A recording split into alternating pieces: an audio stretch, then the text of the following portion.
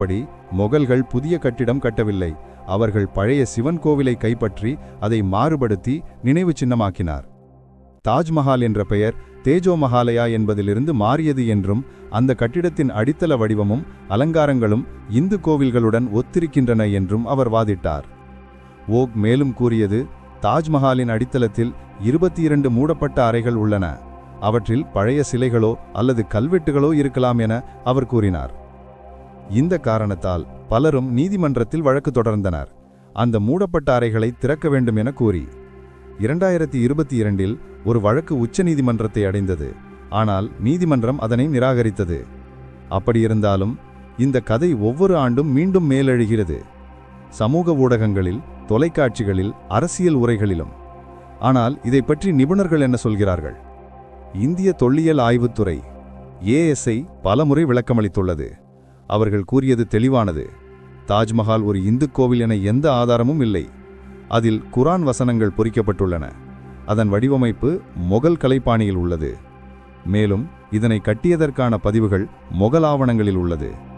சிவன் சிலைகள், கல்வெட்டுகள், பழைய அடித்தள கோவிலின் சான்றுகள் எதுவும் இதுவரை கண்டுபிடிக்கப்படவில்லை. 2000ஆம் ஆண்டு PN ஓக் தாக்கல் செய்த வழக்கை உச்சநீதிமன்றம் அடிப்படை ஆதாரமில்லாதது என்று நிராகரித்தது. பல வரலாற்றாசிரியர்கள் இதை மதம் அடிப்படையிலான கற்பனை என்றே குறிப்பிடுகிறார்கள். அதாவது ஆதாரமில்லாமல் நம்பிக்கையின் அடிப்படையில் கூறப்பட்ட கதை என்று அவர்கள் கூறுகிறார்கள். அப்படியென்றால் ஆதாரமில்லாத ஒரு வதந்தி ஏன் இத்தனை நாளாக உயிரோடு இருக்கிறது? அதற்கு காரணம் 3. முதலாவது, அரசியல். சில அமைப்புகள் இந்திய வரலாற்றை இந்து மையமாக்க முயற்சிக்கின்றன. தாஜ்மஹாலை தேஜோ மஹாலயா என சொல்வது அந்த நோக்கத்துக்கே ஏற்றது. 2வது, மர்மம். அந்த மூடப்பட்ட அறைகள் பொதுமக்களுக்கு காண முடியாத பகுதிகள். இவையெல்லாம் வதந்திகளுக்கு தண்ணீர் ஊற்றுகின்றன. 3வது, சமூக ஊடகம். உண்மையை விட வதந்திகள் வேகமாக பரவுகின்றன. மூடப்பட்ட அறையில் சிவன் சிலை என்ற தலைப்புகள் மக்கள் கவனத்தை ஈர்க்கின்றன. ஆனால் வரலாற்று ஆய்வாளர்களின் பதில் ஒன்றே, தாஜ்மஹால் ஷாஜகான் கட்டிய மௌசோலியம்தான், அது கோவில் அல்ல.